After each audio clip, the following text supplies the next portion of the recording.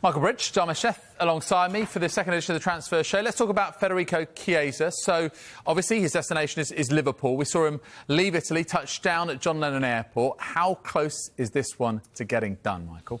Well, in terms of the clubs, a fee has been agreed of around £12.5 million, which people might say is pretty decent value. He's still got to complete a medical, though, which we'll see how that goes. It could be a longer one than usual. We've talked all day about his injury record, but relatively close to a first summer signing for this transfer window for Liverpool and Arne Slot. Yeah, I mean, obviously we know about Georgi Mamadashvili going and then coming back to Valencia, so it could be 2 in 2 days if this one goes through.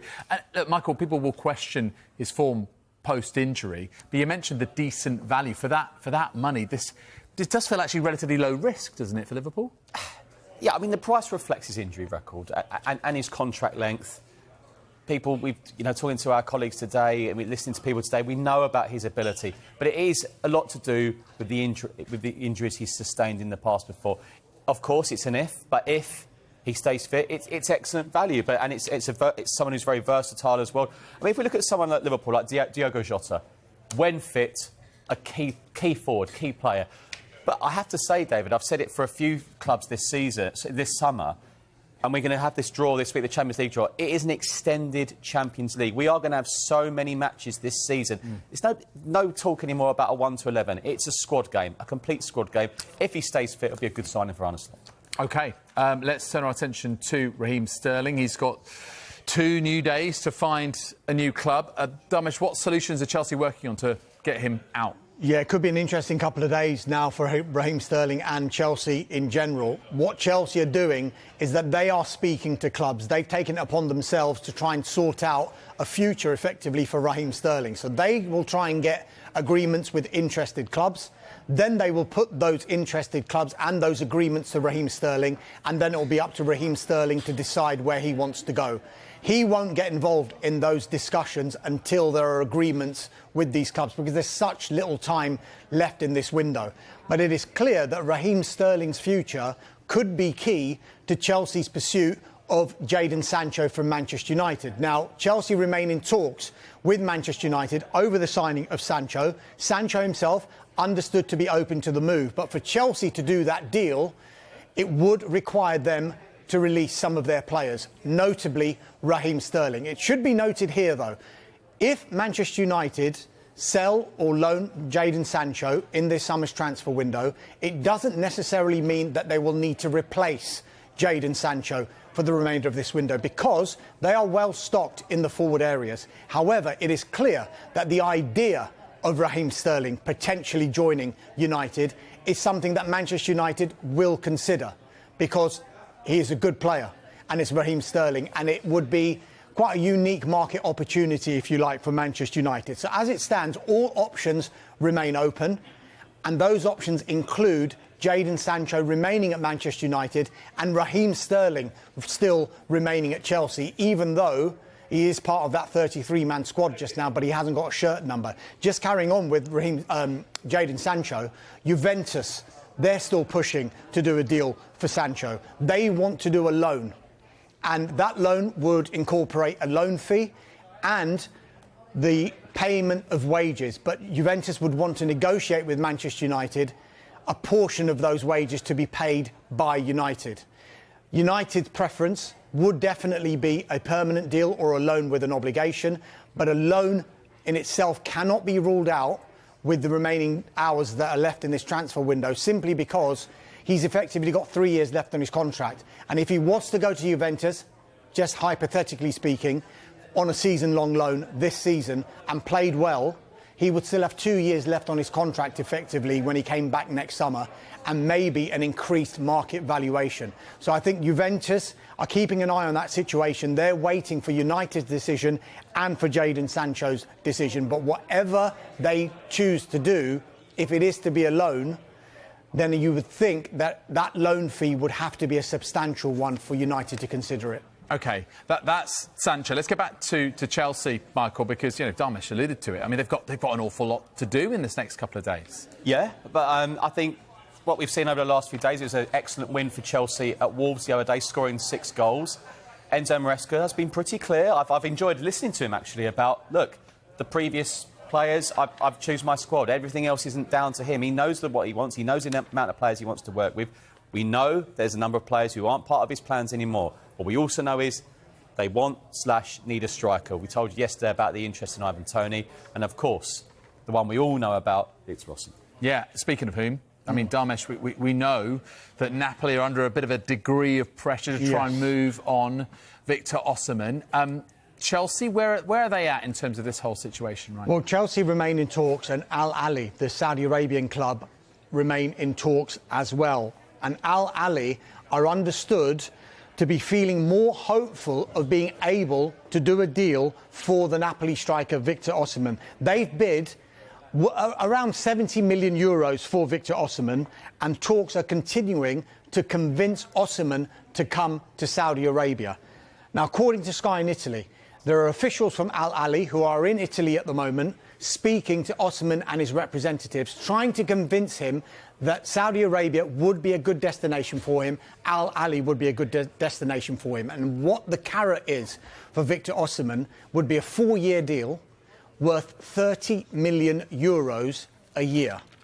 30 million euros a year, but they would also want included in that contract an exit clause, so that if a club were to come in for him, because he still believes, as his agent had said yesterday on social media, that he still has plenty to offer one of European football's top 5 European leagues.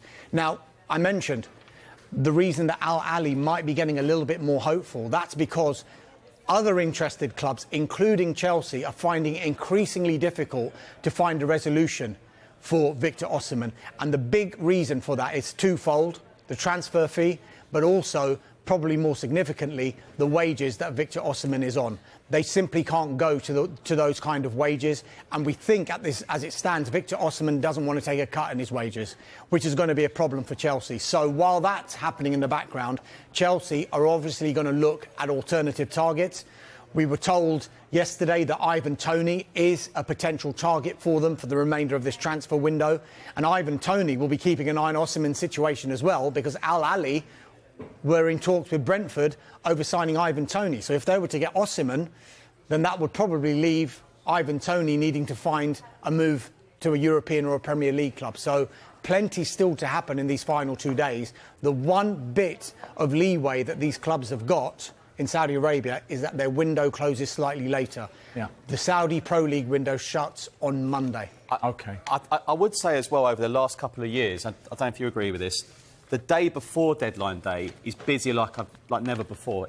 You'd start to get murmurings before the actual deadline day itself. Yeah, tomorrow is going to be busy, I think. Yeah, and I think what I found fascinating is that this has ramped up, and just in the last few days, the last week or so, the gear that we've found with this transfer window is just really ramped up, and its stage is set, isn't it, for Thursday and Friday itself, deadline day. It's absolutely appointment to watch TV right here on Sky Sports News.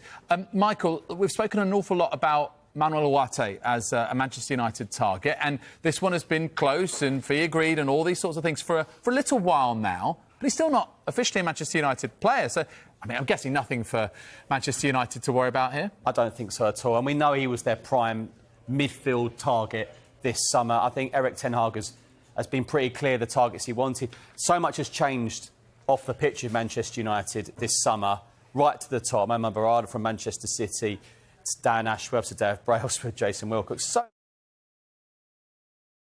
clear what they all wanted, and I think it's a matter of when, not if, this gets done. Yeah, he's in the UK, Manuel Ugarte. He's been having a medical ahead of that move from Paris Saint-Germain. It's worth 60 million euros, 50 million euros initial payment, 10 million euros in performance-related add-ons. Shouldn't be any problem with this deal going through. And Scott McTominay is a player that could leave Manchester United. We were told initially that he was going to be flying to Italy today ahead of finalising that move to Napoli, worth 30 million euros. That's 25 million euros initial payment, plus 5 million euros in add-ons. There were just a few documents that needed signing off, and that's been happening early this evening and into tonight, and we think now McTominay will fly to Italy tomorrow to finalise that deal. With regard to Ugarte and McTominay, I'm told both deals are on track, and there's every expectation that sooner rather than later Ugarte will become a Manchester United player and McTominay will become a Napoli player. OK, let's switch our focus to an outgoing at Arsenal, and that's Eddie Nketiah. Now, you told us last night this was deal agreed with Crystal Palace. How long before he is officially a Palace player then, Michael? Not long at all. Medical tests went on today. We hear there are no issues. So it is very close for Eddie Nketiah ending his long stay at Arsenal and having a new challenge, which maybe he will embrace, he will look forward to, leaving on great terms, similar to what we saw with Emil Smith-Rowe. And I've got to say, Arsenal doing some very, very good business. They're recouping a lot of money as well with the sale of Smith-Rowe and soon to be Nketiah, around 25 million, rising to 30 million. Palace get another forward, Oliver Glasner's wanted as well. There was tentative inquiries about Wilf Zaha, weren't there, a few weeks ago, and it was quite romantic being the word, I don't know, but it was something like, oh, this is quite sentimental. Yeah, sentimental, that's the better one, isn't it? But I think in terms of, there was a few tax issues in terms, and it was pretty too difficult to do, but yeah, Nketiah close to Crystal Palace. Yeah, it's been many, many years in the making, this one, because this is not the first time we've spoken about Nketiah to Palace. I was looking through my notes before, searching Nketiah, what we've been reporting on him in the past few days, and all of my historic emails came up, and 2021 there was interest. Text between me and you. Yeah, Crystal Palace, I've deleted them. But that in itself is a romantic story, you know. Palace finally getting their man. OK, well, in terms of the other side of the pitch for Palace, Michael, I mean, you know, closing in on a defender, how is that related to Marc Guéhi's impending departure, or is it not at all? I don't think it is at all. Maxence Lacroix is a central defender from Wolfsburg that Oliver Glasner has liked for some time. A fee has been agreed, we understand, and he's preparing to travel to the UK, might even be travelling as we speak now. That has no bearing on Marc Guéhi and the interest from Newcastle United. Time is running out there because Palace are short of defenders with Guéhi. So something big has to happen in these last couple of days in terms of Newcastle United, or Newcastle starting to look elsewhere. We'll wait and see. OK, mentioned potential Arsenal outgoing with Eddie Nketiah, and another one. Let's talk keepers. Darmesh with Aaron Ramsdale. Southampton, how's that one looking? I mean, I'm pretty surprised he hasn't moved yet, actually, because we knew that this was going to be the summer that Ramsdale was probably going to make a move to really maintain his place in the England squad, if anything else. Now, at the start of the window, Ajax were interested, but they were only offering a loan. Wolves were interested, but they couldn't agree a deal. Southampton, even before that, were interested, but they couldn't agree on an obligation fee. Now, Southampton since switched their targets to the Feyenoord keeper, Justin Biljak, but they couldn't get a deal done for him because there was an issue with the medical. And so they now seem to have gone back to the Ramsdale situation. They're still exploring this deal. There is still, we think, a gap in valuation on what the obligation fee would be. And we think the obligation would come into play if Southampton did stay in the Premier League, because they want to do an initial loan with an obligation fee. So there'll be lots of talks going on between the two clubs around the kind of deal that can be done here. Because if it is going to be an obligation, and the big factor is whether Southampton will stay up, you would think then, rather like we were talking about with Raheem Sterling and potential loan fees and all of that kind of thing, there could possibly be a bigger loan fee that Arsenal would demand just in case Southampton didn't stay in the Premier League. Now, if Aaron Ramsdale was to leave Arsenal in this transfer window, they have been doing due diligence and working on potential replacements. Juan Garcia from Espanyol is one we have been talking about, and I think they'd be ready to really accelerate on that deal if Ramsdale was to go. All right, guys, for the moment, thank you very much indeed. Premier League wrap is next with these two. I'll put Darmesh and Michael on the spot with their predictions for the next couple of days as well. Stay with us. This is The Transfer Show.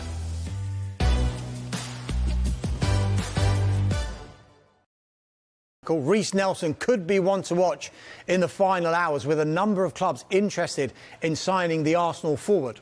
Chelsea could turn back to Aston Villa striker John Duran as their search for a striker continues. Bournemouth are hoping to complete a loan move for Kepa Arrizabalaga before tomorrow's deadline. Well, Brentford have signed winger Gustavo Nunez from Gremio for £10 million. Still no progress on Ivan Toney. That's Friday's deadline, by the way. Correction.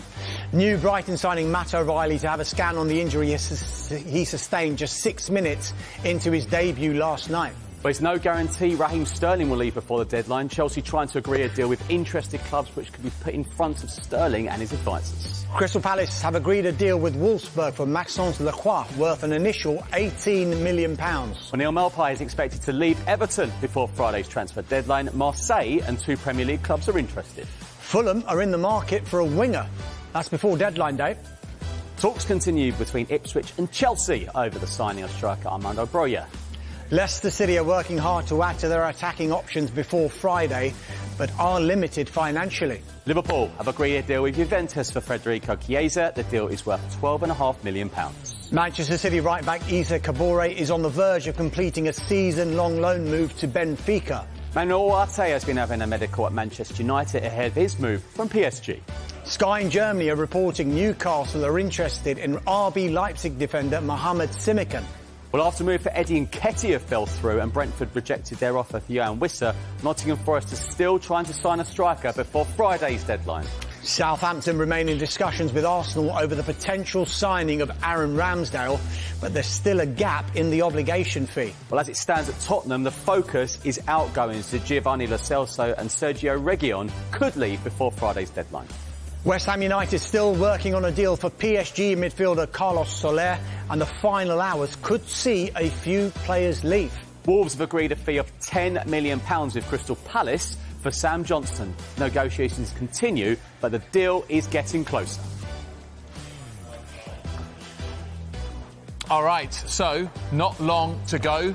As you heard, it's Friday that is deadline day. You can follow every single twist and turn from 7. Sky Sports News, the place to be.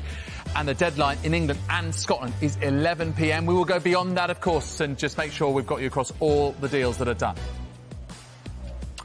OK, let's get to Romelu Lukaku very quickly, because we know that Chelsea have had this sort of situation trying to sort of move him on. He's been on loan many, many times. Is this the time that they finally say goodbye to Romelu Lukaku in Napoli? Certainly looks that way. The deal was agreed a few days ago, worth an initial €30 million plus bonuses. And Antonio Conte, it was his primary choice from the moment that he got into the job as Napoli manager. And these are incredible shots, actually, chaotic, if you like, of Romelu Lukaku arriving in Rome to take a medical. A couple of the photographers actually fell down there, but Lukaku helped them up. Such is the... I mean, it's incredible. No one is getting a clean shot of Romelu Lukaku. Everyone is getting the chaos. Every single time he's moved, particularly for Italy, these have been the scenes for Romelu Lukaku. He is a high-profile signing. Napoli have wanted him from the moment that Antonio Conte had come in, as I mentioned before. And there was a bit of doubt about this deal because they couldn't agree on a fee. When they finally did, there was still a bit of an issue with the image rights between Romelu Lukaku and Napoli. That, thankfully, got sorted, and now we're on the verge of him being formally presented as a Napoli player. Yeah. OK, last couple of minutes of the show. Time for your predictions, if you like. Gaze into the crystal ball for me, guys. Raheem Sterling, will he be leaving Chelsea or staying by the end of the window? Michael? I think they'll find a solution for Raheem Sterling, yes. OK, to move him out of the club? Yes. Yeah. OK, what about Jadon Sancho? Will he be at United or at Chelsea or elsewhere, Dharmesh? Well, the Raheem Sterling issue is going to be key to what happens with Jadon Sancho, be it going to United or them finding another solution for Raheem Sterling to be able to go and get Jadon Sancho. So, as it stands, there is an expectation that both will leave, but there's still a possibility both will remain at their clubs. Victor Osimhen, I'll ask you both on this one. I mean, it would be such an incredible transfer for him to be in the Premier League, given his story. Will he be a Chelsea player, or is he heading elsewhere? What do you think, Michael? I think he'll leave Napoli, but I don't think he'll join Chelsea, because we've been talking about Napoli all summer, and they want to bring in Scott McTominay as well. Players and wages have to go out. Do you agree? Yeah, I mean, Napoli are under a bit of pressure here. They're a bit hamstrung because of the situation. They've effectively ostracised him from the first-team squad. He's earning over £200,000 a week, and he's training away from the first team. It is not an ideal situation. They need to get him out. Saudi Arabia really pushing Al Ahly. It's such a difficult deal to do for a Premier League club or another European club simply because of the wages he's on. OK, very, very briefly, just 5 seconds from you each. Ivan Toney to Chelsea, yes or no? No. No. Categorical. Dharmesh? Oh, I don't want to say. predictions. It's give me another one. No, we haven't got time. We have not got time. I have to leave it there. Michael, Dharmesh, thank you very much indeed. It's all set for deadline day itself. Don't forget that it is from 7 on Sky Sports News all the way through to 11 p.m. on the deadline and beyond. And of course, Soccer Special follows with Cy Thomas in the game. Stay tuned for that.